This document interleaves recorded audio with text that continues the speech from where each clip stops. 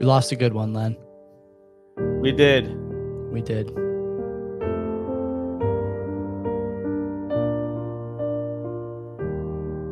RIP. Thank you, ABC 212. Yep.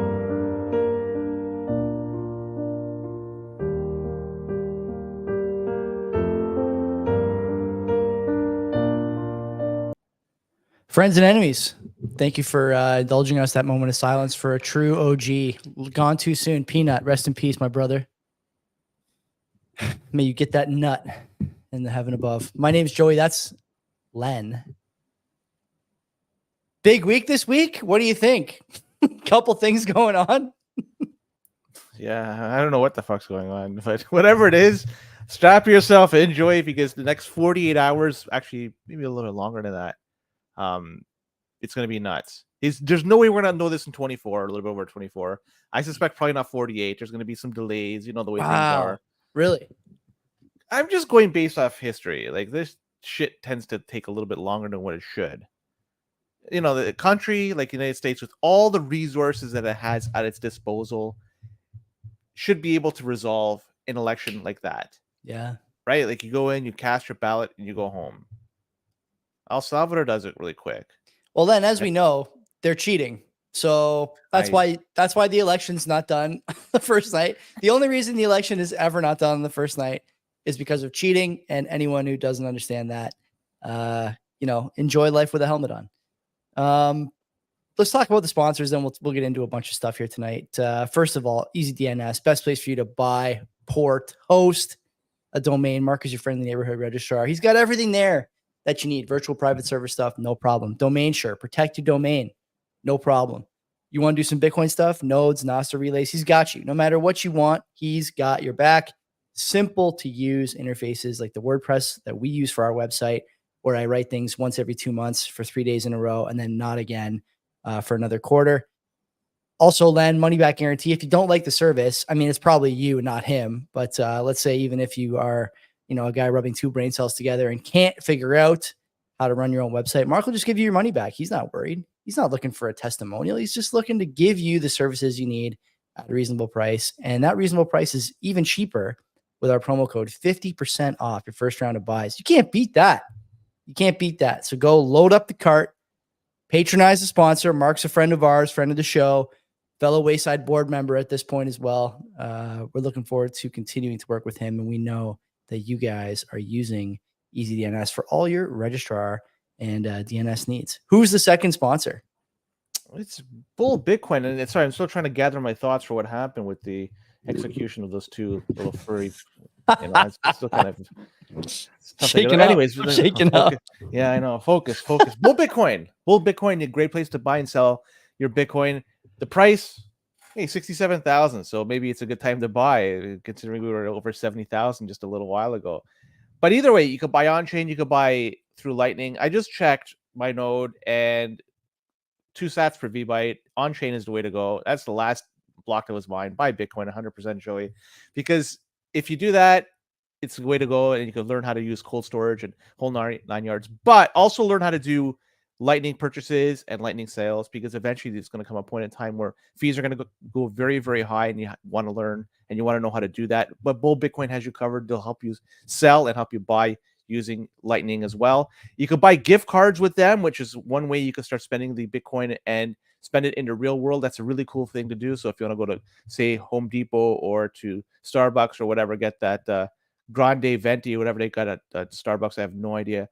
You could do that sort of with your Bitcoin by buying those gift cards, but also you could spend your Bitcoin in other ways by paying bills. Look, everybody's got bills to pay. Nobody's got around this. If you have, let me know, because then you basically solve the secret of life.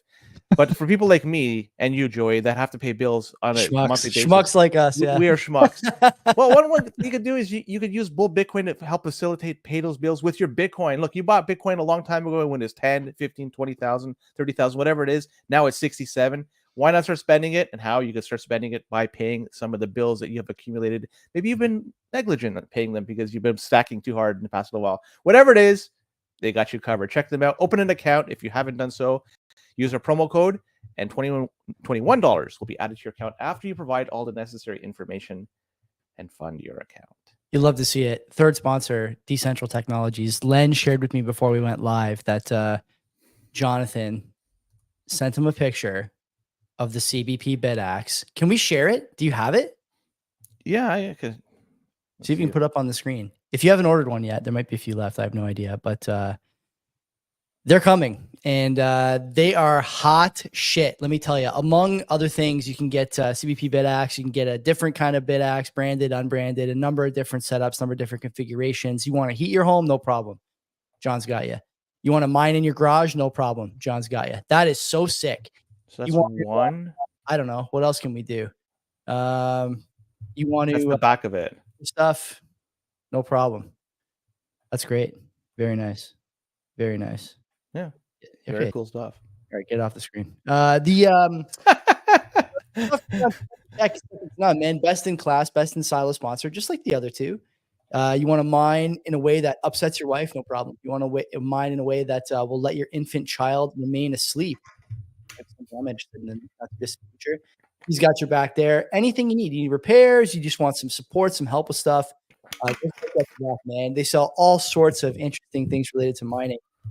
And I think that a year ago, we would have said this was trinket kind of stuff. Now, at least on this program, we are pro decentralization of mining. We are pro the proliferation of home mining. We are pro getting this stuff into the hands of the plebs. So head over, no promo code. Tell them we sent you. Buy some mining stuff, man. Get your hash on, get the hash rate up, and let's get the mining decentralization going. Get it out of the hands of the huts and riots and marathons, and into the hands of the CBP faithful here. They're getting to be awfully large. I'm not sure if you've been following them, but like Marathon, around 40 exahash per second. Riot just keeps getting bigger. Clean Spark picked up Grid last week. They're, geez, man. Yeah, it's an uphill battle. We got to keep fighting. Yeah, it's a decentralized network. Anybody could join and leave whenever they want, but it's a good thing if we do that as plebs. We each do our part. Totally. All right. Want to do some boosts? We ought to, yeah. All right, still trying to gather my thoughts. Some guy named user 301 and a bunch of numbers. I wish I could give you proper credit by naming your specific name, but either way, 210 sats. He says, great show. Please interview libertarian economist Matt Zwolinski on Hayek's support for UBI. Huh? What's the name? Is the name there? Matt Zwolinski. I mean, I'm down for that. I'll talk to chat. I'll talk to anybody, and happy to get him on. If someone wants to message him on Twitter, one of you guys watching or listening, and tell him to hit me up, or I'll try and find him. But it has to wait a little while because you're going to be. See that snot coming out of my nose in 4K? That was really something. What else we got on the boost? I used to show. I'm going to go on a tangent here. I used to show my wife the pictures of slow motion sneezing. She hated to see that on.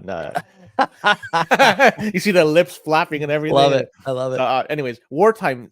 3 different submissions of 333 sats for 999. One is a heart. One is a happy face with a couple of beer mugs doing cheers. Yeah. And a third one, he writes in going hard into paint, and he starts laughing. Nice. Waka Flocka. I love me some old Waka Flocka. So I wanted to give him credit. He did it 3 different times, so I appreciate that. That's great. Love it. Peavine Ridge Farms, 1,000 sats. Man, inheritance tax is evil. Yeah. The higher the tax, the more family farms are destroyed.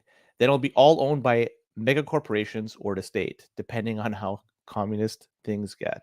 So this is in reference to, I think, something Ben, is that a Ben Rabideau episode boost? Yes. So Ben at the end of the show did say that he was a fan of the inheritance tax. And, I am a huge naysayer when it comes to that kind of thing, because I think, families who make good decisions for generations and generations and enjoy the compounding benefits of those decisions, that's the kind of family you want to encourage in your society, whether that family's got 10 million, 1 million, 100,000, whatever dollars.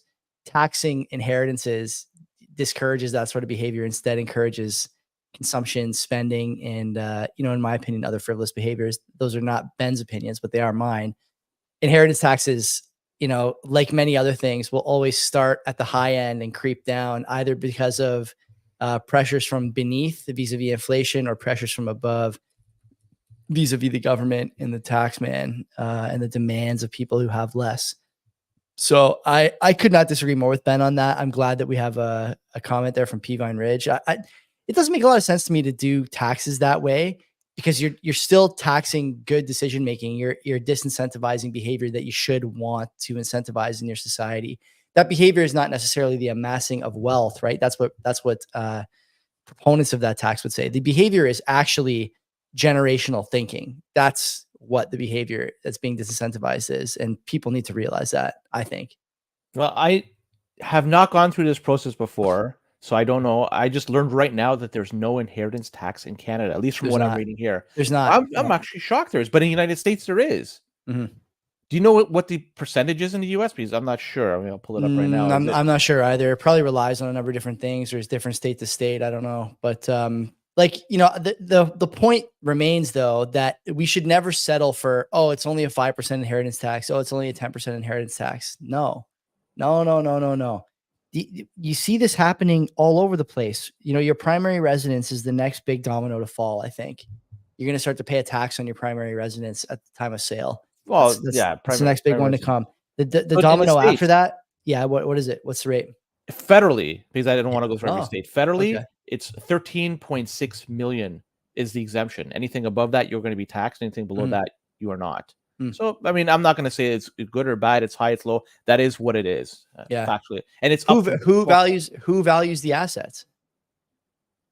Good question. IRS, I'm guessing. Yeah, I don't know. Yeah, fuck them. That's crazy. The whole point, I've said this before, I'm going to say it again now because I'm feeling spicy yet again this week.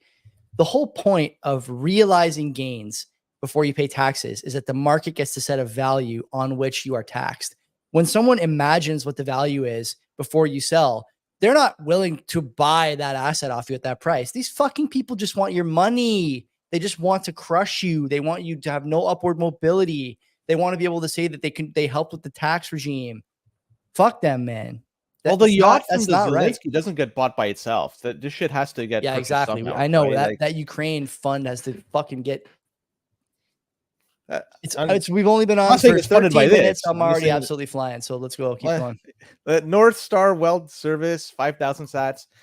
He writes in, if you noticed a slight bump in the hash rate, which went up quite a bit, by the way, you're welcome. He plugged in his S9 recently as the season of heating has begun, and his workshop benefits from 1,500 watts of heat.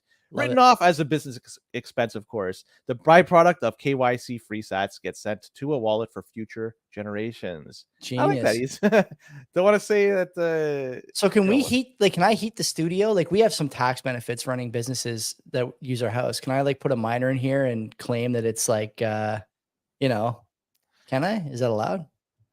If you're heating the home with a heater, and percentage of your electricity is tax deductible, why not? Why the heck not? It's a good point. Yeah. And I think more about this. Once you reach your threshold for what you're going to be doing for tax exempt, or for just run a cable from the neighbor's house. And then once they find out, go to the next neighbor. Just keep running. It's not that bad. So anyways, this Wednesday, we are going to have Goomba come on. I've confirmed Goomba. He's coming last time, for whatever reason, time zones. His claim was that he didn't know what time zone. I was telling him Eastern every time, and even at the same day, I reminded him his Eastern zone. Anyways, he'll be back on Wednesday. Yeah, he'll be on Wednesday, not back. First time on Wednesday. So we're looking forward to that. Last week, as I mentioned during the boost, Ben Rabideau was on. Great guest. Ben's a real heavy in the real estate / immigration / ongoing frictions between policy and outcome in terms of a number of different things in Canada recently. So very, very, very happy that he came on. We'd love to have him back. I think you guys will enjoy that episode. His audio is pretty clean, 85% clean, but he was having a bit of a connection problem where he was. All that said, still worth a listen. You guys will enjoy that quite a bit, even if you disagree with some of the things he said, like inheritance taxes. Maybe you'll disagree with that, but very good. I'll mention again, this is my last show, CBP. But we're doing AOE Access of Easy Thursday. I'll be doing it with you. And after that, I'll be gone for, I would guess, 4 weeks, maybe 3 weeks, 4 weeks, TBD. See I how think things the go. AOE will have to come on for the early one because the replacement can't do that one show. Right? When is Like, it? What the Thanksgiving show? yeah. Yeah. Okay, I'll find some time. I even thought about sending in my uncle. Mark's in the chat right now. My uncle's Send him in. my uncle actually works in tech. He's like a very, he's much more competent by default by nature than I am in that domain. But he may not have the charisma. Certainly does not have the good looks. But we'll talk about that. We'll figure it out. Anyway, that's it for housekeeping. I think. Do you want to get rolling here? We should know. We're going to try and cut this around 8:30 since Elon decided yet again he's going to run a big space tonight. So we're going to head out a bit earlier than usual, maybe 15 minutes or so. And yeah, try and get everyone to listen to what Elon has to say the night before the big day. Should we start with that? You want to start with the election? You want to talk about that at all? Do you want to talk about it? I don't think there's really much to say. Prediction? How much could we add to this? Who you got? Let's just do a who you got. As a winner? Yeah. I'm going to go slight favorite Trump. Just slight. Okay. For whatever reason, I think that Kamala Harris still has a fighting chance, even though everything is showing no. But I think there's a fighting chance that she could come out on top one way or another. Interesting. By hook or by crook. Huh. Give me Kamala by a slight bit. Whoa, see, we're like almost on the same side. I think that she's gonna win. She's gonna get her state. She's gonna get like California. She's gonna get New York. There's no doubt, right? Yeah, there's no doubt about that. Florida, maybe. I'm guessing like it's a purple state these days, right? So maybe Texas. No, unfortunately for her, and there's a lot of so go ahead. I was just the Ken bench 225. So I think she's gonna get like a lot of the states that she's gonna, Washington, shit like that. Yeah. So it's not gonna be. I think anything is possible. Like I said in the intro, these are my words, not yours. There's cheating going on. Anytime the election can't be completed in one night in a modern economy, if I can pick up a phone and get a dial tone, then that economy needs to be able to count the votes in one night. And if they can't, then it's cheating. And that's all there is to it. And so I think that the left cheats better than the right. That's my personal view. I don't want to go down that stuff, but I will want to say you heard Trump on Rogan, I would assume, right? I listened to it, yeah. And I listened to it as well. In fact, that was one of the few episodes from Rogan I actually listened to in my life. And one thing that came out, because I listened to the audio, Trump sounds old. I know he's 78-ish. I think they're leaning into that.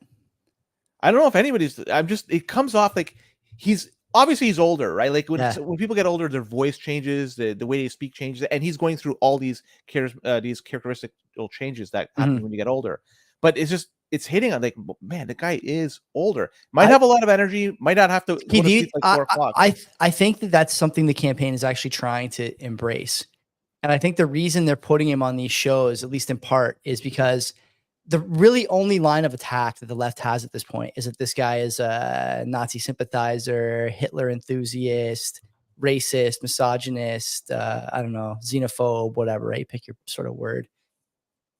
The only way to dispel those rumors is to put him in front of a mic and have him talk for an hour, 2 hours, 3 hours in the case of Rogan.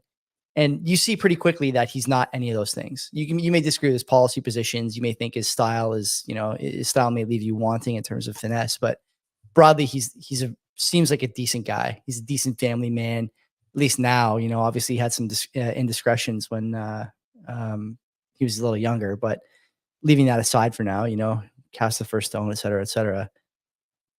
That's, I think, something the campaign is trying to do to soften his image. And I think when people talk about this sort of elderly sort of lisp he's developing, it's conducive to that and that mission, if that's what they're trying to do. That's one thing. The other thing I think is even more likely is that he's weak on the woman vote, the female vote. And I really have this feeling, no one's ever told me this, and I've not heard this anywhere else, but I really have this feeling that by going on these podcasts that are very clearly predominantly like right-wing young men on the podcast, in the viewership, I should say, he's actually trying to get into the ears of the girlfriends and wives of those guys over the course of, a month, 2 months, whatever. The Nelk boys, the Barstool guys, Rogan, over and over again. I think about me, right? I walk around the house with my phone playing, or I play it through the Sonos speaker or whatever, the podcast playing it while I'm doing stuff upstairs, or like if I'm making shorts for the show, right? I'll have my phone, especially on like a Saturday morning, and my wife will hear it. And it's funny. She just asked me if I listened to Trump, the interview in full. And she said, after I heard a bit of that, I went and listened to the Vance one a little bit, and he sounds even smarter. My wife would never have done that 4 years ago, certainly not 8 years ago. And now she would prefer that candidate. That may be a mix of us living together and being married. But I think that there's a real chance that part of the strategy is we have to get into the ears of this demographic. And the only way to do it is to have these conservative 20 to 35-year-old men pumping these podcasts in their house until it gets through. And you got to figure, if you get through to 2 women out of every 8, 9, whatever, however many in the group chat with the girls, maybe you get through to 1 more, 2 more. And before you know it, like you kind of have some traction there, right? I would love to hear someone from that campaign, especially if they win, tell me what the strategy was, because it's definitely not to win over guys you're already going to get to vote for you for sure. It's something else. And I think it's that second piece. I really feel pretty good about that guess. It's free publicity, Joey. How many listens does Joe Rogan? Oh, he gets or ton. Barstool? But the question is, in an election, how many people who are not already going to vote for you are going to listen? It's a lot of time to spend doing that stuff. And you take a lot of shit from the media. Like it's one thing for them to cut up a 10-minute stump speech. There's enough of those clips out there. But to do, 10 or 11 hours with 3 or 4 different shows, that's unlimited firepower for a corrupt media regime. And they're gonna do it. They'll be throwing those shots in their own little universe. This is entering a different world altogether, different universe. This is the podcasting world. We're dealing with a whole new set of folks that listen to it. He's not paying to get on. They simply asked and he obliged, and he's able then to get all these listeners that know him, listen to him before, but it's just more free publicity for him. And he got 3 hours on Rogan. I have no idea what he got on Barstool. I never listened to that one. Did an hour or so on Barstool. There's one other one. The Nelk Boys one he did was pretty good too. He did Theo Vaughn. That was pretty good. Well, 3 hours on Rogan, and to just circle back to my point about him sounding old, through that whole interview, 3 hours, he was coherent. He was energetic. Yeah. He was with it. You know what the best thing is too? Like, he knows stuff about what Rogan was talking about, the fight stuff. I mean, I follow athletics, but I didn't know some of that stuff. I didn't prepare for a Rogan interview, but still, that's pretty good, man. That's pretty good. You can tell, like, he sort of enjoys it. He doesn't have the same type of pedigree that Rogan has with knowledge, but he has some. So he's within his element. So it's not really a bad thing to go out there. Instead of doing another campaign stop like Michigan or whatever, or just do this, it's low energy in terms of taking away from him. And in fact, he had to leave early, right? At the very end, he had to cut it short because he had to go so he could have went for longer. Either way, the one thing that I kind of am disappointed, there was no discussion of Bitcoin really on that Rogan talk. I wish they sort of dived into that, because Rogan seems to be more learning about it, talking about it, and it would have been a good opportunity to discuss it. But given that he said he wants to have it one of these national strategic reserves with Bitcoin, talk about it a little bit more. Let's hear about him. I don't want to hear about World Liberty Financial, where the fuck that thing is. Well, I mean, this is my big concern with Trump, is that I see a lot of people talking about how he's put a really good team around him this time. But then I think, would a really good team, ever launch a shitcoin in the month before an election? I don't know. Probably not. It's a bit concerning for me, I think. But I mean, broadly speaking, he's the candidate I would prefer to win. And actually, I want to make a recommendation, which I don't often do on the show. But Chris Irons, friend of the show, we had him on earlier this year, released a podcast today. I listened to all his stuff. I think he's a pretty good thinker, a little rough around the edges, which I really like about him. He's at his best when he's doing a solo podcast. And he released one today on the differences between the right and the left in the American context. And I gotta say, Len, I have never agreed with somebody on a podcast on basically everything they've said over the course of an hour, and I was just nodding along the entire time. He absolutely fucking nailed it. That there's just clearly one party who is in a better position to move the country in a direction that it needs to go. domestically and in terms of its relationship with foreign powers. And it's just not the Democrats. The question is, will it matter? You know, that's the big question.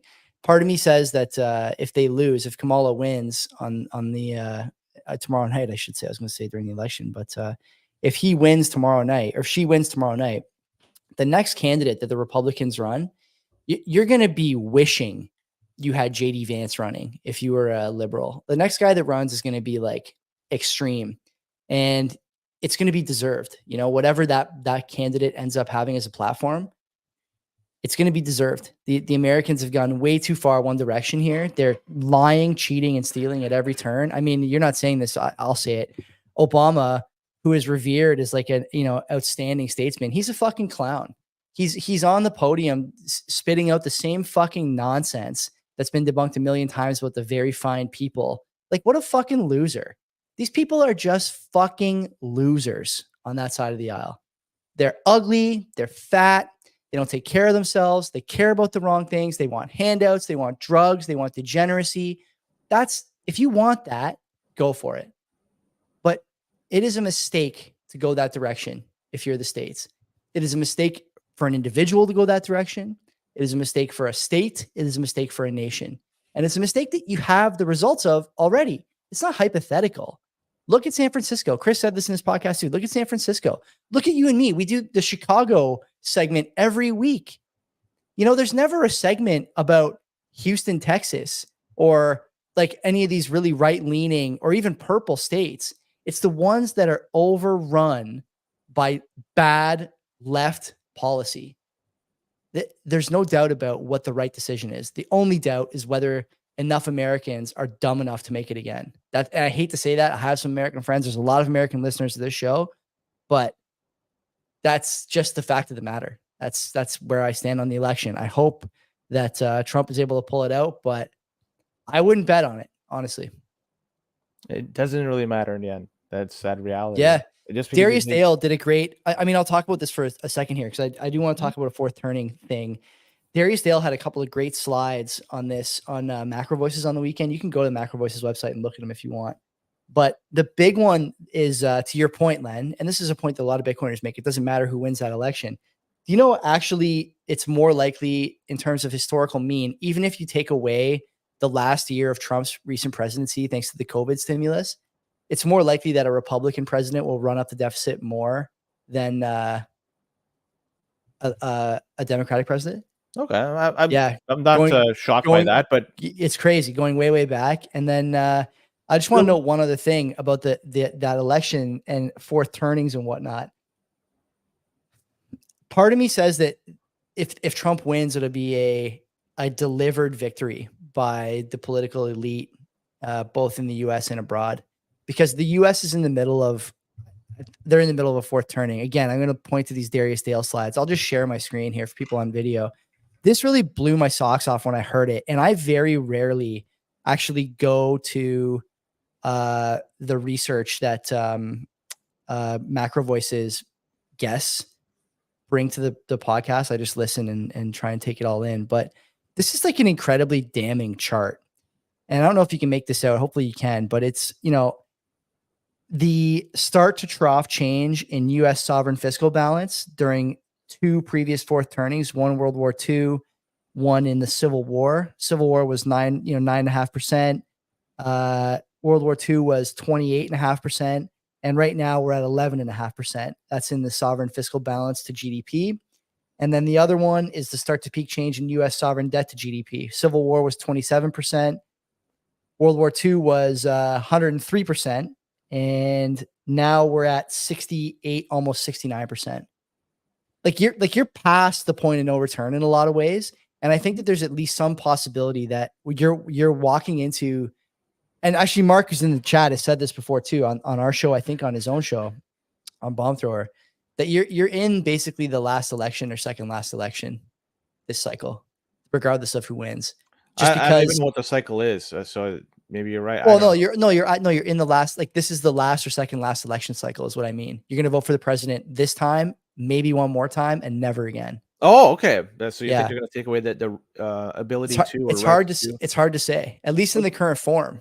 I just wanted to go back. You were saying that Republicans would most likely run up the deficit, Yeah. and that may be true. But I just want to state one thing: the last time that the federal books were balanced, I'm going based off memory, so it could be wrong. Clinton. No, it was George Bush. I- The George this W the son. No, George W. Really? yes, it was, Huh. and I believe that it could be wrong. Correct me if so. That was the last time it was done. So, and it's not going to say that it's Republican. I just think everything aligned perfectly. Just that's the way things are. It's just the world has to be in a certain direction. Just like Clinton probably balanced them too, just because communists fell and opened up new markets and so forth. But I don't know. I think it'd be pretty drastic to see if they're going to take away our ability to vote moving forward. And just, It's not about taking away your ability to vote. It might just change the format of the vote, right?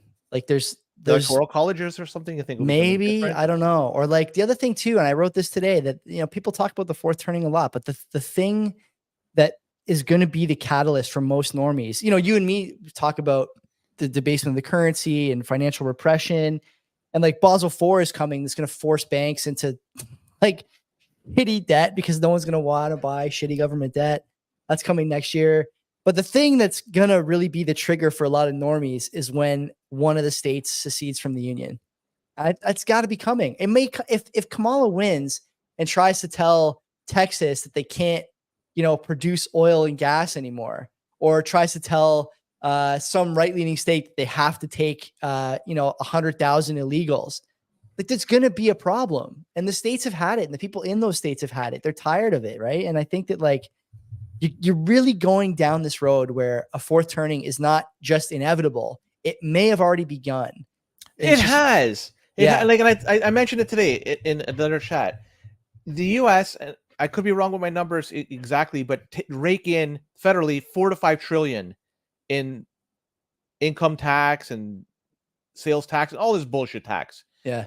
That's how much they rake in every year is 4 to 5 trillion. Yeah. Just 1 trillion of that is earmarked for servicing the debt, and that number's going up and up. And so everyone's talking about GDP and stuff. What do you do with GDP? Do you tax GDP to 100%? Like you have to. So people are already saying taxes are too high, and you're only raking in $4 to $5 trillion only. That's a huge number, and that covers 20 to 25% of just servicing the debt, and that number continues to go up. This thing is doomed to fail. Eventually, it's going to come to a point where the interest in debt will be much higher than what you're raking in taxes, and then good luck trying to spin that in any way, say that, yeah, we could fucking get out of this. We could work our way out of this. No fucking way. Right now, you can't.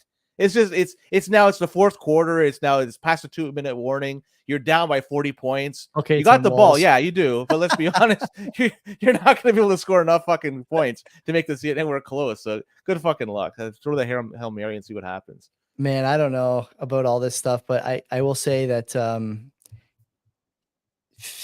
I'll use the 4-year time frame again. 4 years ago, you couldn't have told me this was going to be the situation we were in. That somehow things would be even more unstable than during the COVID years. It wasn't because you could look along like the past, even before COVID.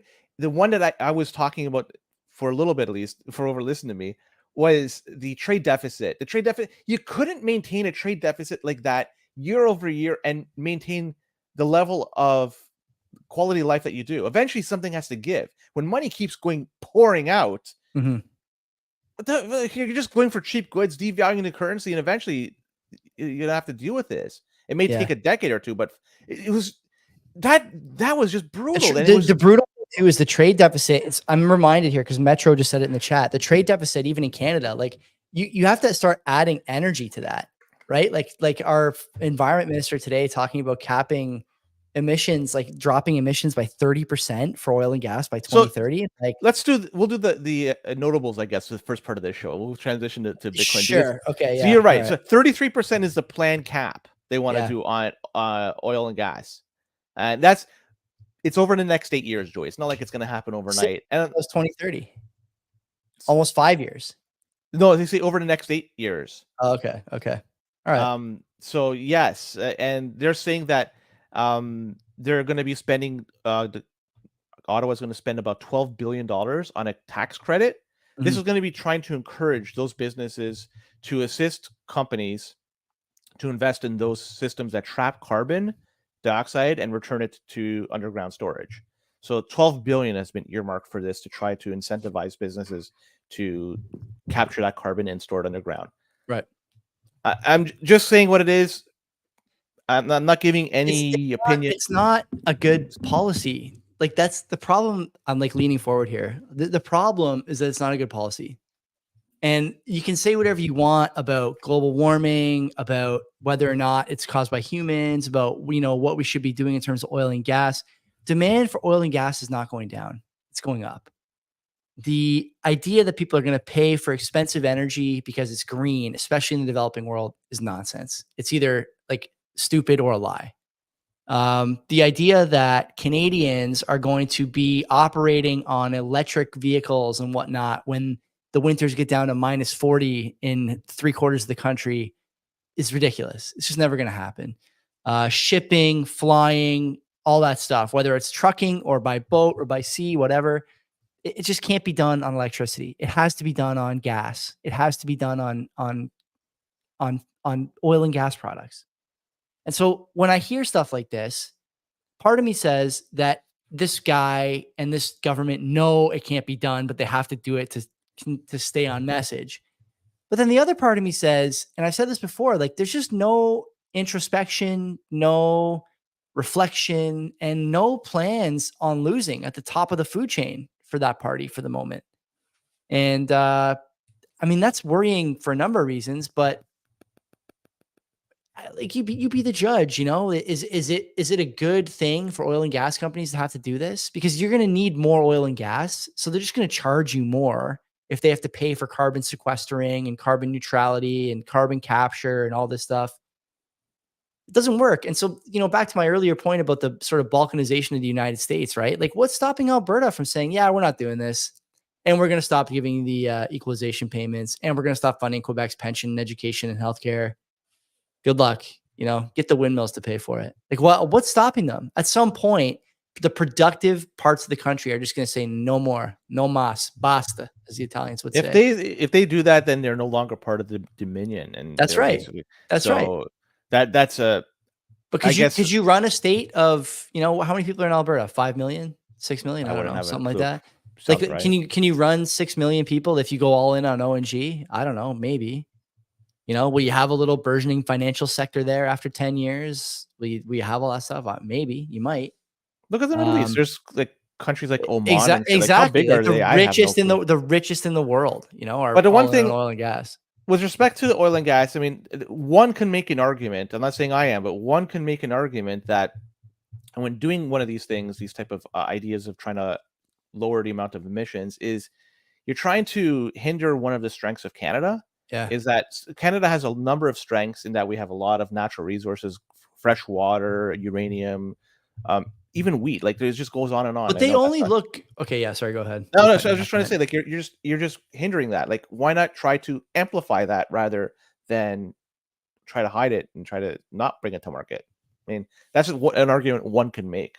Yeah, I agree. And the thing is, I always hear this argument that Canada is rich in natural resources. Well, they're no good if they're just in fucking paintings. Like, you have to actually use them. Okay. You have to actually use the uranium. You actually have to nuclearize your grid. Yeah. You actually have to use the oil and gas, use the forestry, use the LNG, but we don't use any of it. We refuse, you know, we instead are like determined to die this slow grinding death that, by the way, again, not hypothetical. Look over at Europe, you know, like, we can see what happens when you commit energy seppuku or whatever the Japanese samurais do. Like, when you do this, it's not a mystery what happens to your society, what happens to your standard of living, your costs, your grid reliability. You know, you think the healthcare system's overloaded now. Wait till they have to run on fucking batteries. You know, like, wait for that to happen. You think your kid's school's you know, air conditioning is shoddy now. Just wait. It's only going to get worse. You know what I'm saying, though? Yeah, you know Ontario's embracing nuclear. Ontario's nuclear, but the rest of the country is not, and seems to be in no way interested in going that direction. At least if you listen to the messaging from the feds, right? There's no talk about increased nuclear. It's all renewables. It's all green. It's all wind and solar. The shit doesn't work. The shit doesn't work. And like, the sooner people realize this, again, the other part of me especially about the election, okay? maybe the stove needs to be hotter. I can already see that people are not really worried about touching it. And I think that there's at least some possibility that we need to really turn the fucking heat up on that thing and stick people's hands on it and hold them there until they realize that what they're doing is causing problems for them and for everybody else. And it's not just about, limousine liberal beliefs. And I'm not saying liberal party, limousine liberal in the traditional sense, right? It's more about how are we going to position ourselves pragmatically for a changing global order where our next door neighbor is probably not going to be the dominant superpower in 15 years. Like what is the plan for that? Because if we don't have one, we're in a little bit of trouble. I'm going to go even a little bit further in that. And for everybody listening and watching, it's not we, it's you. Yeah. Realistically, make a plan. Yeah, you need a plan. Yeah. 100%. Yeah. You need a plan for your wealth, for your family. You need to be agile, all that stuff. Big time. Yeah. Yeah. And hypothetically, if you don't have to execute that plan, great. Because then things didn't get to the point where you had to execute it. But if you do it, at least you are further ahead than somebody who hasn't. So start making those plans, figuring things out. Because when the time comes, you're going to be happy you have at least thought it out and started the emotions of doing whatever. Totally. One thing I'll have to say one thing too. I've learned something recently that at least right now in Canada, there's an exit tax, right? But the exit tax does not apply to the sale of a primary residence. So if you own a house, whoop-de-doo. So I'm just saying right now, the way things are currently, the way the laws are, if you are to sell a home and leave Canada, the proceeds from the sale of said home, primary residence, is not subjected to an exit tax. A lot of people, that is the majority of their wealth. Just food for thought more than anything else. It's something I've learned not too long ago. For now. Yeah. I just want to bring up and like capital controls. Okay, this is another thing. Capital controls. When I hear exit tax, it kind of like gives me a pain in my stomach because it's like this fake win that the government gives you. Oh, there's no exit tax, don't worry about it. Or there's no tax on your primary, don't worry about it. Yeah, but they tax you at 50 or 60% on literally every fucking thing else and give you nothing for it. So like it's like, yeah, the exit tax, great. I don't get taxed when I leave. They already have all my money by the time I leave, like it's crazy that we accept this and just say, you know what? It's all good. Let's just keep it going here. There's this really, really thin veil still for a lot of Canadians that this is the best country in the world to live in. It has the potential to be the best country, but it's probably not even top 20 right now. Even though we pay among the highest tax in the world and we pay our elected officials, I think the highest in the world too. I still say it's top 20 right now. It's still very safe. You can get a job for the most part, I think. Yeah. And there's a lot going for Canada right now that a lot of countries don't have. Yeah. And if you're living in the other countries, you look at it and say, shit, things are pretty fucking bad. And Canada GDP per capita to match Alabama, right? I think. But United States is United States. I think that would be the top of the food chain or close to it. So yeah, if we are slightly worse than the worst that they have to offer, that's still not too shabby. You're free to travel within Canada. You're free to travel outside of Canada. There's a lot you could do. Like, and I know people are gonna probably bite my head off at this, but fuck, like it is not too bad. But I saw some of those videos. Yeah, but it is like in a lot of cases getting worse. Because I just want to like bring up one story, for instance, Joey. This is one that encapsulates what's going on. It's a homeless camp that was discovered by Edmonton police. And this homeless camp is quite polished considering the circumstances because they have over there in this it's like a gated community. And I'm not fucking kidding because when you go there, there's actually gates you have to open up. It's camouflage and everything. They have mini power grid over there, solar panels, home appliances, the whole 9 yards. This thing, they have multi-level structures, multiple of them. And it's all fenced off by trees and broken branches and shit like that. These guys were so like industrious. They built or they buried 2 generators underground to provide power, so it's hidden. Yeah. These guys are like wonderful stuff. And even one of the multi-level structures, it was really well furnished because it had a fireplace in it, a sink with running water, washer, fridge, stovetop, coffee maker, How Stone much do you think? tiles. Yeah, keep going. Keep going. Well, fucking welding equipment. They found welding equipment here. One person was living in that cabin since February. Sorry, since winter of last year. This is Edmonton, Joey, where winters are not but anything but harsh. They're fucking brutal. So it goes to show, this is the stuff it's there. It's probably gonna grow because it's difficult to make ends meet in Canada. It's getting Totally. difficult by the day. But I just look at that. It's like that is just it encapsulates what everything is going on in Canada right now, I think. Okay, here's a question for you. All right. So you got a pretty decent sized encampment there, 2 generators, running water, some other amenities. How much do you think it cost those hobos to put that stuff together? I think some of it might have been stolen, so it's hard to say. How much? What does it cost? Do you think? Like let's say they do it all above board, and you got to put a price tag on all that stuff. What's 15, the 20 cost? grand minimum. Yeah, but what's the max? I was gonna say like 50 grand. Let's say let's put it at the top end. It costs $50,000. All the equipment, all the gear. Here's an article from CH News, my hometown newspaper. This is with regard to a city-sanctioned encampment site, new shelter beds from our fearless leader, Andrea Horvath, who knows nothing. Here's a quote from the story. Many community complaints voiced at Wednesday's meeting, this is a while ago, September, observed that many of the proposed temporary solutions would cost the city millions. Are you ready for this? Hope you're sitting down. Go ahead. Newly approved encampment site would cost the city $3.9 million annually and $2.8 million upfront. So about $6 million for year one. It would create shelters and washrooms. Oh, so 3.9 million annually. Yeah, 3.9 million annually and 2.8 million upfront. So 2.8 to start, then 3.9, 3.9, 3.9. I'm looking at the running costs, and they're always low. We'll just say it's going to be higher. It's going to be higher. Yeah. So how many houses do you have to tax to get to that $4 million? Depends on where you tax, right? But let's say the primary revenue from a municipal. Well, let's say you pay what's your my property tax is pretty high, so I won't use mine. But let's say you pay like $3,000 in property tax, right? Okay. Do the math on that. That's what 1,000 houses, something like that. Do I have that number right? That goes plus a few more for 4 million. And then you're also taxing. And by the way, those 1,000, let's say 1,500 houses you tax. By the way, you're putting the encampment in the park that they can no longer use. How's that? And potentially devaluing their property. Oh fuck! It's nearby. It's incredible. It's MPAC will never say that, right? It's like this whole thing. This whole thing is a joke.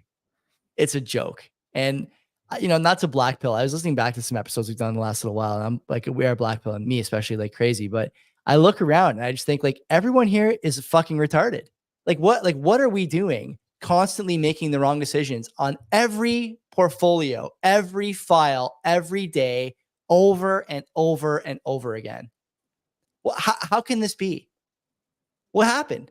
It wasn't like this 15 years ago. No, like what changed? Like this 5 years ago. What changed? How did this happen? And it happened so fast. Like what is the difference? What came around? What was the catalyst? They shut the economy, and Zoom meetings is the cause. Like that can't be it. What is the cause? No, a lot of people were stuck at home thinking up new ideas. Like it was the perfect storm, right? Devaluing of the currency because they had quantitative easing, and then people had to have been given CERB or CBA, which is for those who aren't aware, it's essentially money for people that couldn't work or people that have businesses that couldn't open up, so they could still maintain a roof over their head and their businesses didn't go tits up. So this comes from somewhere, and then all this shit, it just makes the problem much bigger.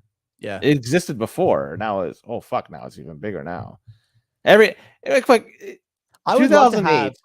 have like Horvath or one of the more social media friendly counselors like JP Danko. If you ever want to come on this show, like you're more than welcome. Explain to me what the fuck is going on at City Hall, and explain to me what the fuck is going on in every major city in Ontario at City Hall. They'll say they have their challenges because they have an influx. That's all they ever say. Homeless. That's all they ever say. The fix cannot be like I just described. They need more resources, but they're not going to get it. Yeah, of course they're going to tax you to get them, and then people are just going to leave. Right? The Laffer curve is not something to fuck with. If you keep going at this rate, people will fucking leave, and then what? That's it. It just continues. But this problem existed from the beginning of, I'll say time, but it's been there for a long time. It's now more noticeable. Yeah. and it's now hitting you harder because you're getting older. It's at your You're seeing doorstep, things from right? different. It's at your door. It's at your doorstep. I mean, Yes. everyone's seen these videos of the Nelk boys going door to door, asking people if they support Harris and her policies and get the signature. And then they bring in the bus full of Spanish guys. And they're like, yeah, we just brought you. Well, there's only 2 migrants we're going to move in here. You guys only have about 4,000 square feet. So we're just going to move in 2 migrants. And they're just like, no, can't. And then, can they at least stay for dinner? No. Like, okay, man, everyone's for this stuff until it's at your front door. And, quite literally in that case, at your front door, they no longer are interested, right? And I think people now are starting to realize that your front door is a lot closer to the problems than maybe you thought a year ago. But let's see, again, like, not to bring us back to the election next door tomorrow, but how many people are going to make the same mistake?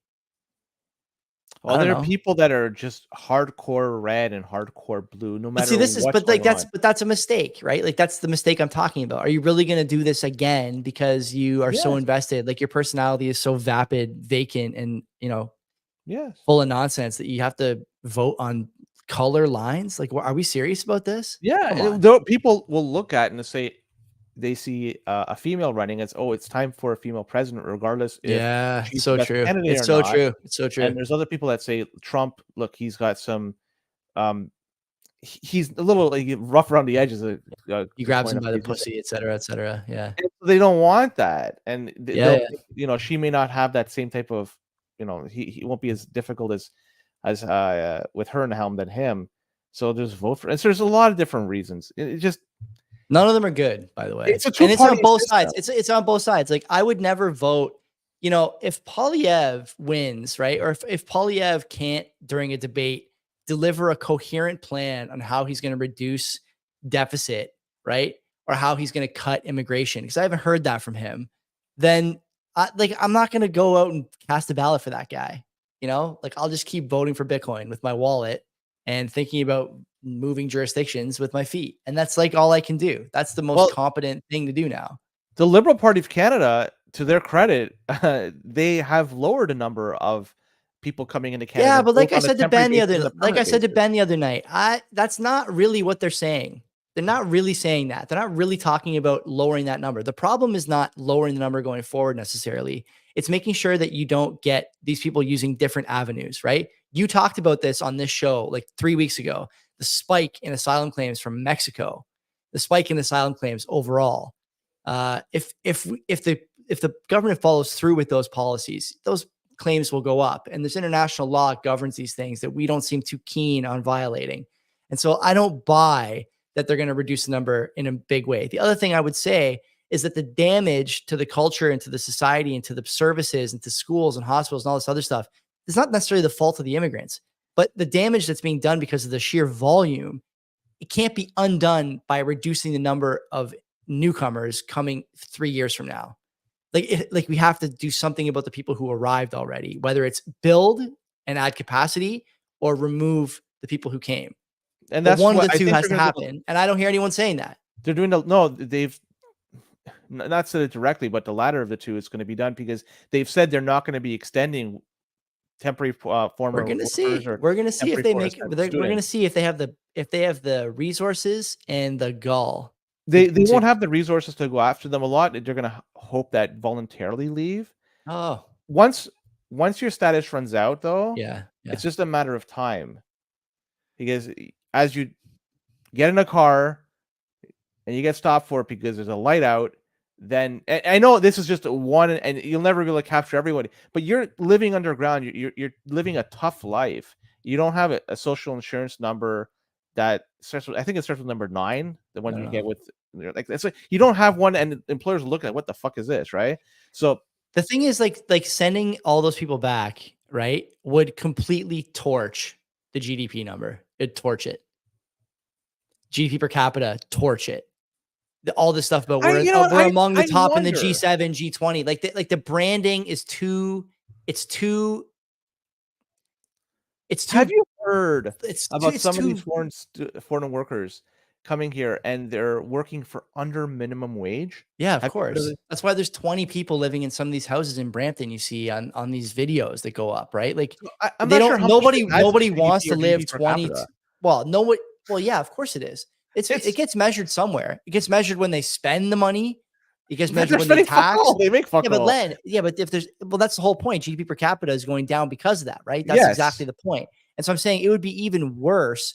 Yeah, sorry. You're right about GDP per capita, but GDP overall, right? You see these projections that we talk about, Freeland talks about all the time, because they never talk about GDP per capita. Then they'll just switch narratives rather than talking about GDP. People talking about GDP per capita. Maybe they will. GDP per capita going up. Maybe they'll say that. I don't know. Yeah, but it is funny though that like you're at this point now where like something's got to give, right? The narrative is fractured.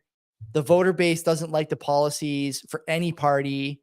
Everyone thinks government is too bloated here in the States and Europe, wherever.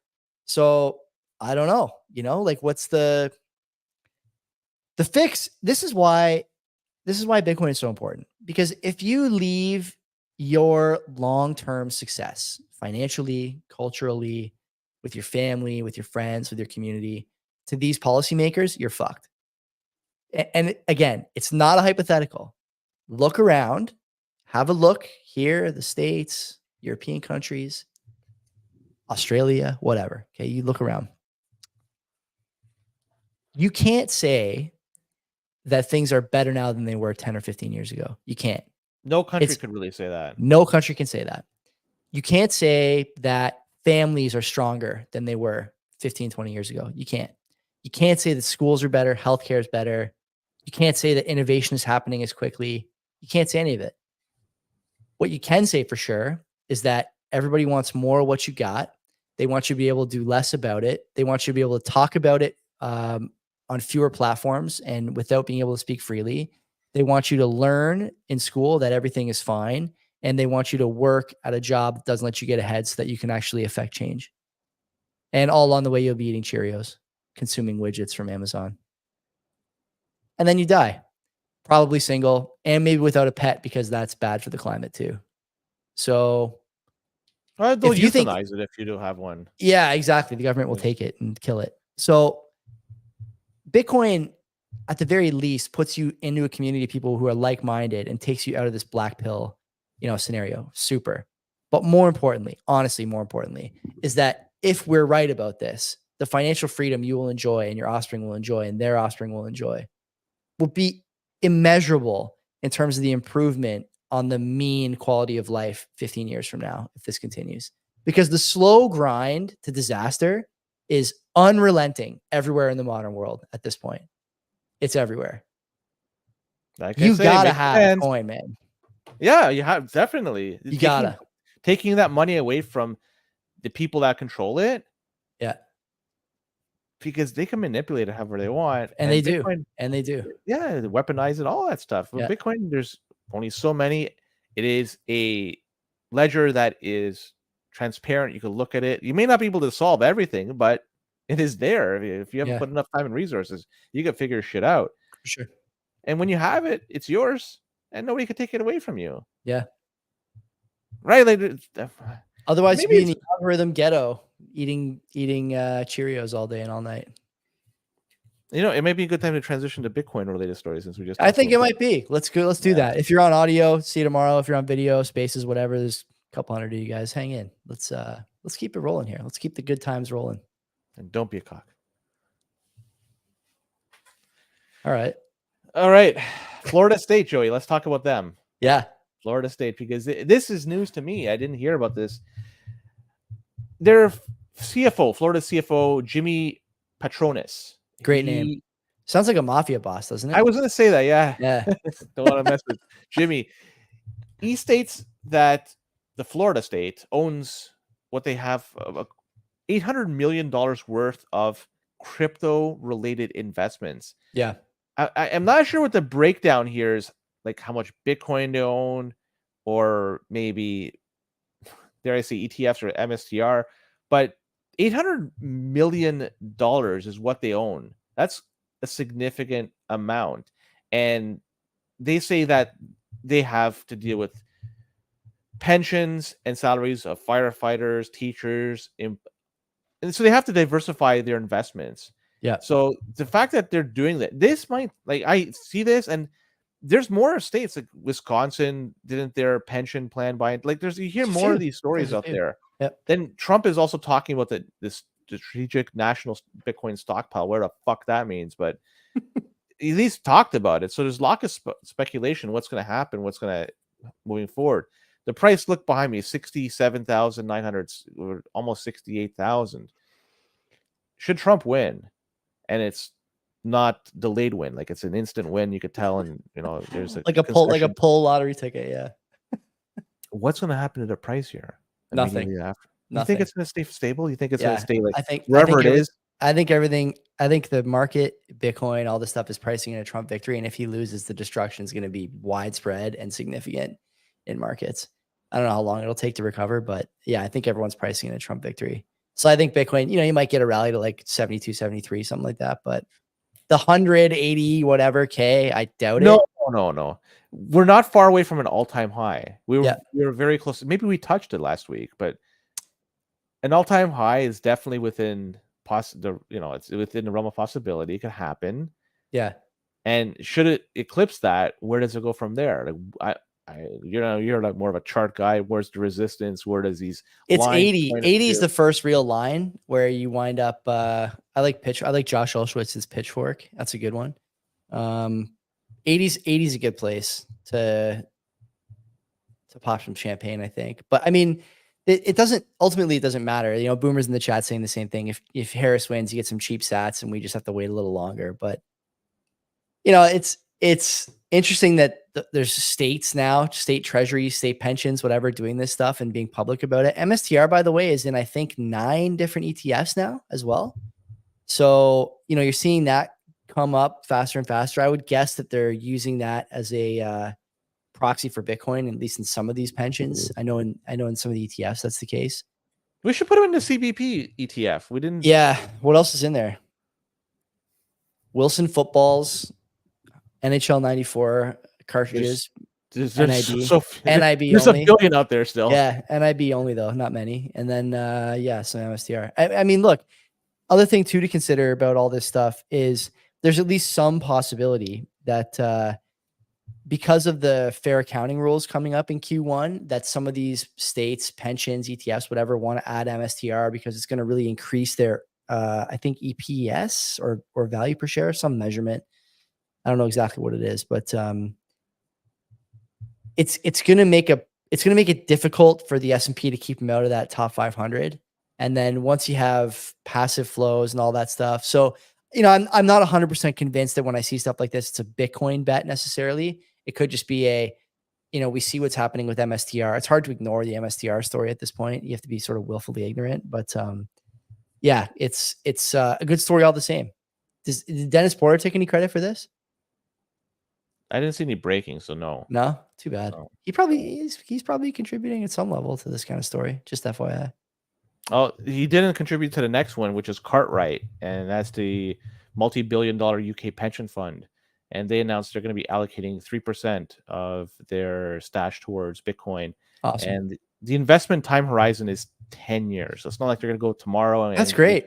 So it's a slow thing. So they got a shitload of money that they could allocate towards this over a long time. The one good thing about this is that, from what I gather, it looks like they're going to be doing self custody of their Bitcoins. They're not going to be relying on just simply buying an ETF or something else. They're going to self custody. I hope they hold their own keys in the end. They don't just pawn it off to somebody else.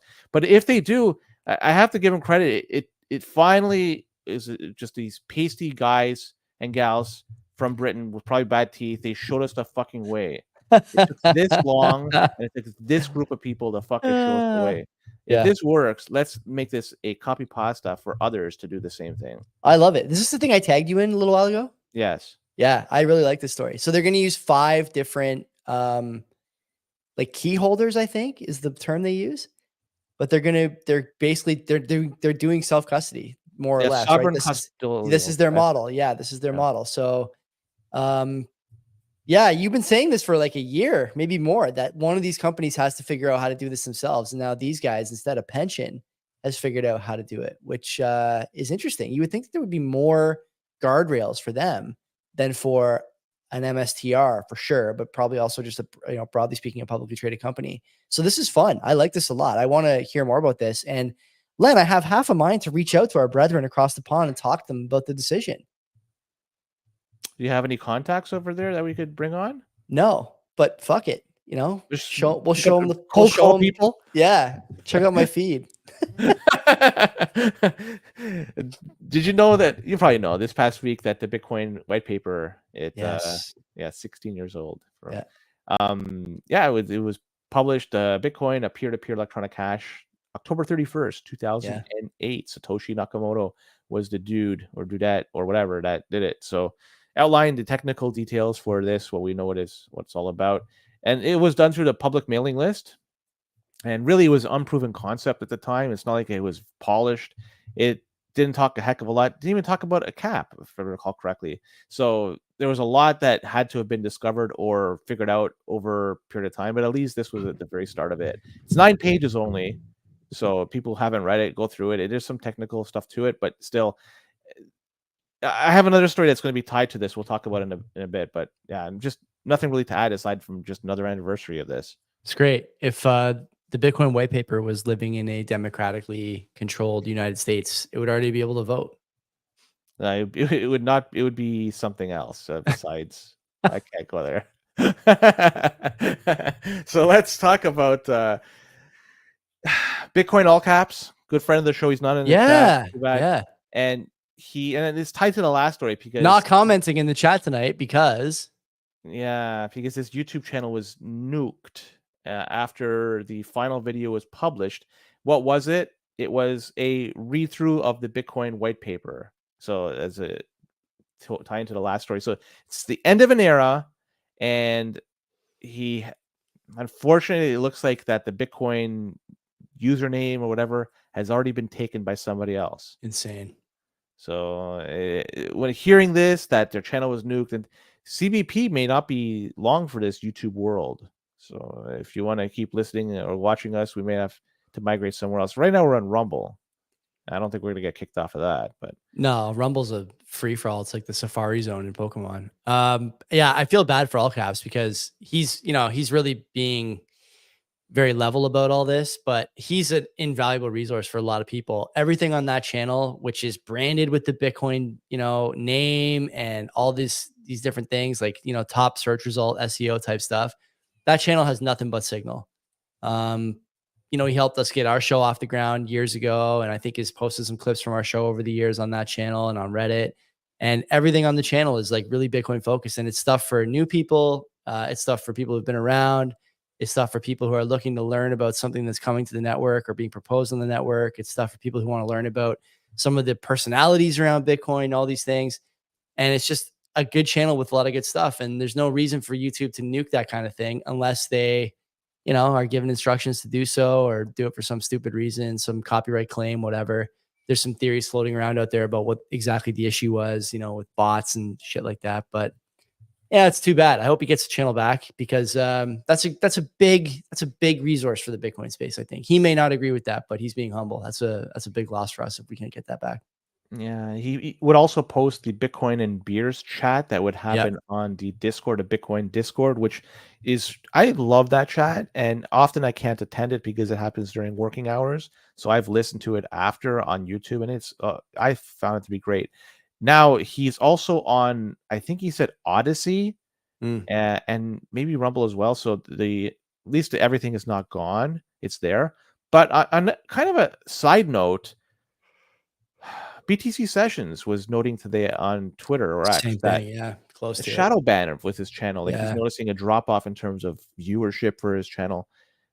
He's got over 150,000 plus subscribers, so he would be able to notice right away if something is going strange. So he's seeing that like something is going strange with YouTube / Google / Alphabet. I don't know what the fuck's up. We've never had a ton of traction on YouTube. I think our channel has like 2,500 subs, maybe less. I have no idea. Like most of our fun has been had on the podcast side.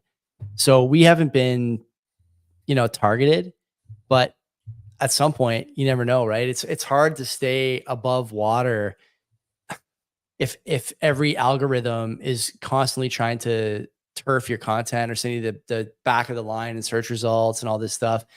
My bigger worry is that Spotify starts doing something like that, because I still think a lot of people listen to podcasts in audio form, this one and others. I know I'm like that, and I know a lot of people listen to the show are like that too. But if they go that direction, YouTube is already going that direction. It's going to be hard to get the message out about Bitcoin. And this is why when we talk about stuff like, governments being afraid of Bitcoin usurping their power in terms of the currency, let's just not fill our cup. In terms of the currency, you have to at least consider that actions like this are being taken in advance of a more sweeping attempt to silence people who are trying to say, yeah, get out of dollars, get out of CAD, get into Bitcoin.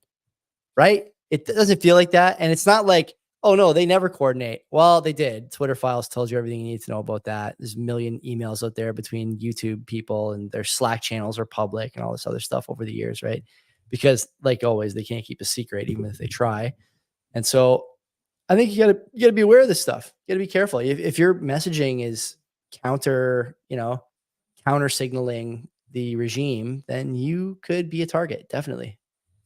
And Platador was noting on X that a few years ago, even like last year or 2 years ago, if you typed in Bitcoin into YouTube, a lot of the shit that came up was stuff like, oh, Safe Moon is going to moon. Of course. Yeah. But now when you do it, you get a lot of mainstream media stuff that's tying Trump to Bitcoin. And it's a totally different. So rather than getting the scammers and the people that are just trying to make, find exit liquidity, it's something else.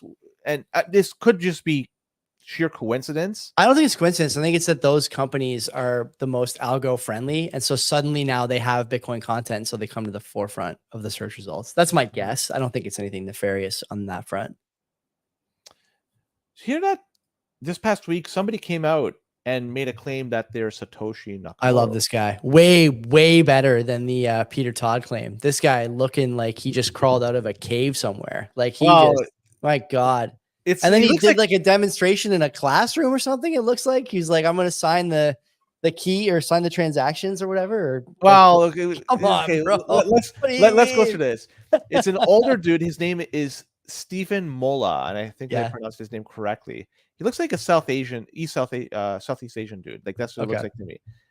He claims to be an economic and monetary scientist, and this came totally out of left field. This type of event just came out. Apparently, the admission to get to this was $540. The guy that was hosting this event, he had to pay $540 just to go there, and Mola was having technical issues with his laptop, and this is Satoshi, my friend. It's obviously he said he will be promising proof in the next few months that he is indeed Satoshi. Somebody asked him if he's going to move the coins in the Genesis block, and he said, yeah, he'll do that, which right away is concerning because those cannot be moved. So I'm not sure if he indeed just misunderstood the question or probably not Satoshi, but I love this. So yeah, and the timing of this though, a couple of weeks after or 3 weeks after the HBO documentary, is this timing like what the fuck is this all about? I found it to be kind of ironic, but whatever. It's like a non-story, but I do enjoy these personalities coming out of the woodwork and claiming that they're Satoshi and then not understanding the questions. It's funny too. The press loves propping these guys up for a couple of days. So I think at this point, the press probably even is like, yeah, this is a dumb story, but the number of people who are going to click this is so incredibly high. We have to run it. Everyone clicks this stuff and then just like dunks on the guy online.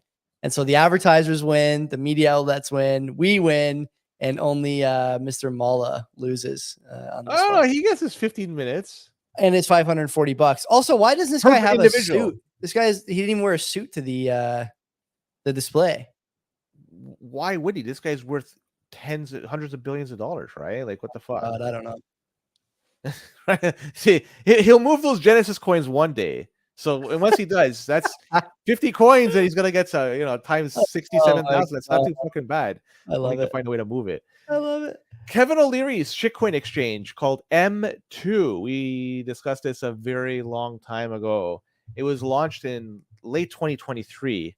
Nice. Hackers broke in and were able to steal $13.7 million worth of digital assets. The majority $13.7 million for 100% of his company. Is that what I'm hearing?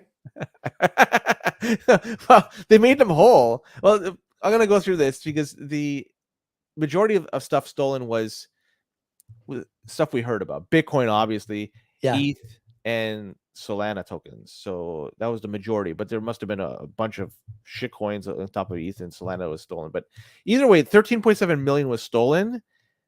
They say that customers' accounts were restored and made whole. They somehow gave the money back and were able to buy the assets and made their accounts whole. Clearly, they have deep pockets. Good thing for them, this was a very small exchange, because if it was a larger exchange, this thing would have went tits up, number one. Yeah. Number two, this is a good reason why you should use an exchange like Bull Bitcoin that's non-custodial, because this company, M2, this exchange, people trusted them with buying their Bitcoin and shitcoins. And what happens when you do that, sooner or later, it will get hacked. It may not be tomorrow, it may not be next year, but over time, this shit will get hacked. And when it does, your stuff is gone. Luckily that they made their customers whole, but others, and there's a lot of history we could draw upon to show that you should not leave your Bitcoin on an exchange. Buy it, take it off, use something like Bull Bitcoin, or it's not custodial. That's the way to do it. Thank God that they only stole, a little bit of Bitcoin and a handful of worthless tokens like Solana and Ethereum. What a time to be alive. People are still using exchanges as though exchanges are not, going down this road where they're not going to be profitable and they're going to lose your Bitcoin. ShakePay today, big announcement. They're like turfing their shaking sats program basically to oblivion.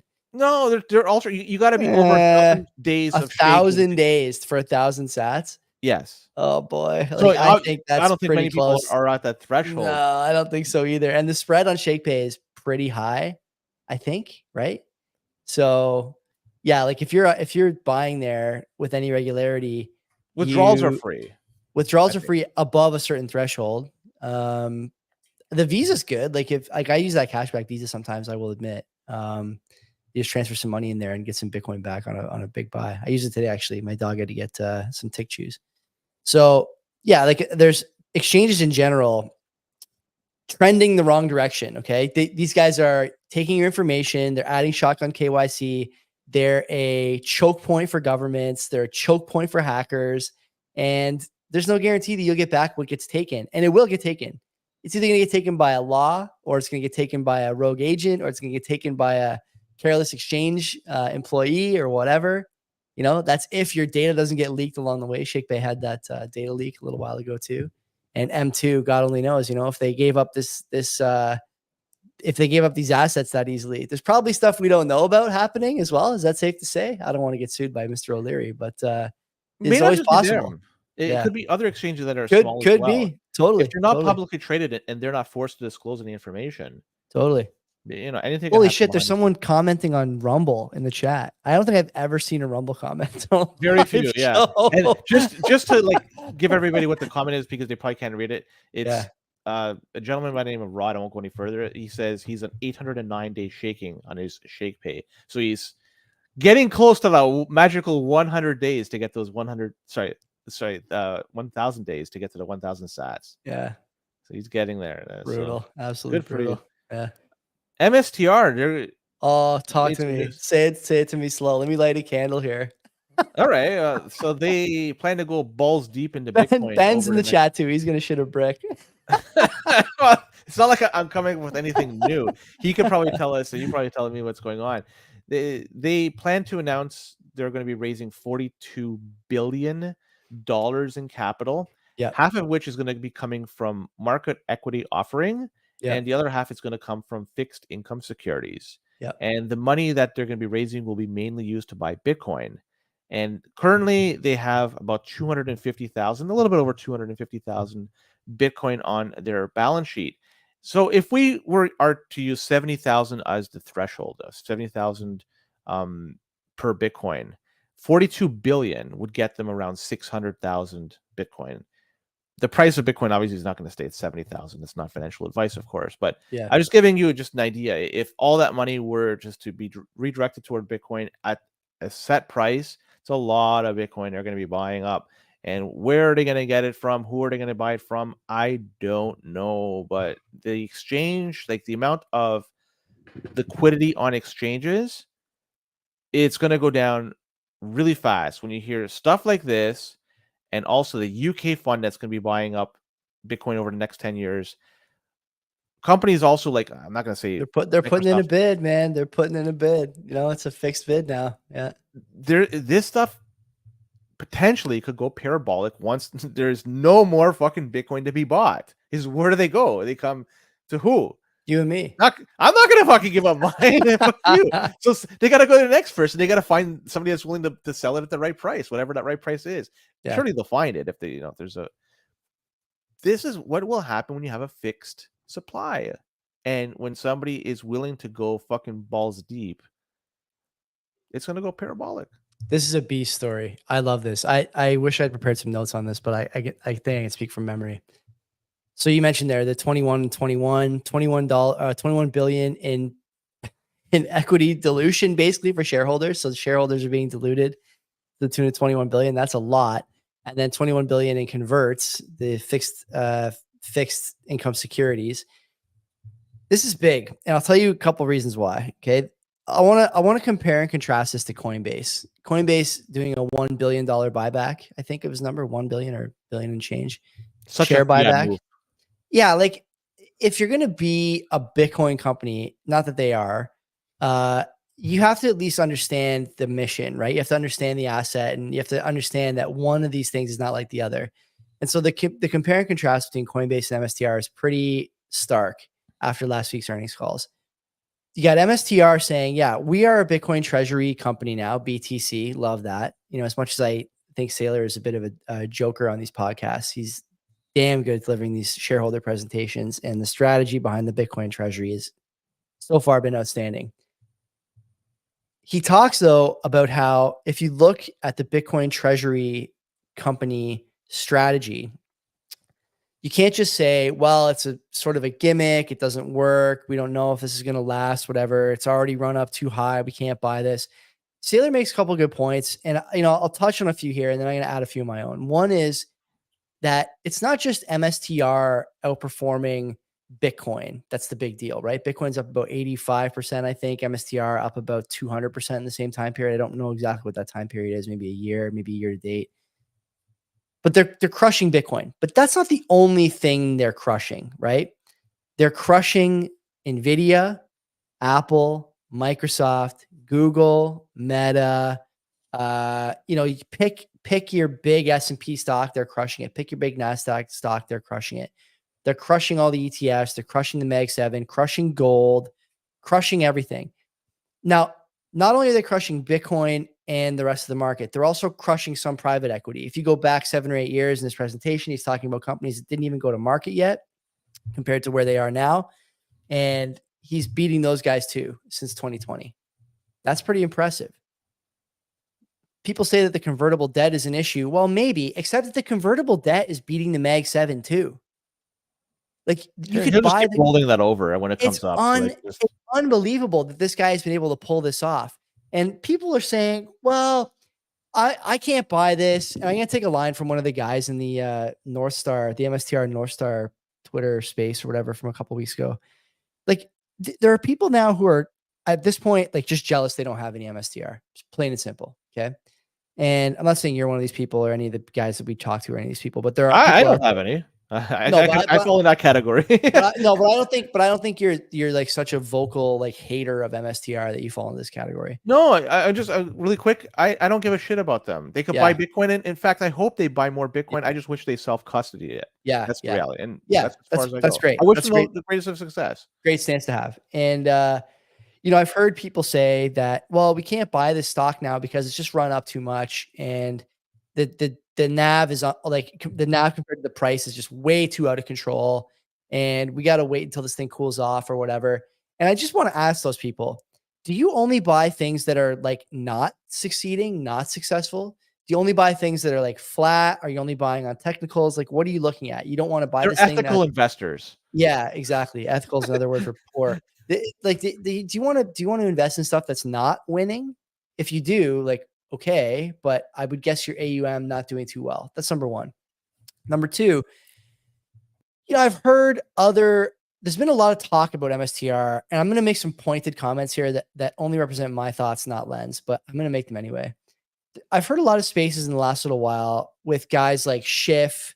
He's tweeting about MSTR. I've heard like even Adam O'Brien. I've heard a couple other guys who are public company CEOs or public company officers, some big Twitter names in FinTwit and in Bitcoin Twitter, to be honest with you, all saying the same thing. What happens if MSTR, or what happens if Bitcoin has an 80% drawdown, right? What happens if there's like some new legislation? Then the MSTR people are going to get wrecked. You shouldn't be buying MSTR, blah, blah, blah. Man, if Bitcoin gets wrecked by 80%, then all the Bitcoin public companies are going to get tanked. Okay. Bitcoin Well, Riot, whatever, you name it. They're going to get absolutely fucking shit rocked. Okay. So to say that there's a threat and that you shouldn't be buying MSTR because Bitcoin might draw down 80%. Well, you guys are offering stock too, miners, whatever. Like if you're offering that stock and naysaying the strategy of MSTR on the basis that Bitcoin might go down 80%, you don't have it. You haven't figured it out. Okay. You can't be saying that in a public space. It makes you look dumb. Then if you think about the other things that are floating around there about MSTR, it's an unlimited money glitch. It can't work for that much longer. Well, I don't know. It depends on where you think we are in the Bitcoin cycle. Do you think that, we just had a crazy, basically 4 years of headwinds in terms of rates and price movement? The price hasn't moved from its all-time high of about 70,000 since 2021. And now you're about to hit an environment where inflation looks like it's going to heat up again. Rates are coming down, even in the face of that. Gold is rising, which has historically been an indicator that the price is going to rip. Companies, pensions, governments, and now ETFs also buying infinite bid. Oh, and Saylor just told you he's going to do 42 billion over the next 4 years, regardless of how he has to do it. Like, do you think this is the time to be bearish on Bitcoin or bullish on Bitcoin? Do you think this is the time to be bearish on MicroStrategy or bullish on MicroStrategy? Because at this point, MicroStrategy is going to become the largest holder of the world reserve asset. And once you get to that status, the possibilities are endless in terms of what you can do with your treasury. That's the strategy that you have to be looking at if you're an MSTR bull. The bears, I think at this point, either just don't get it or don't want to.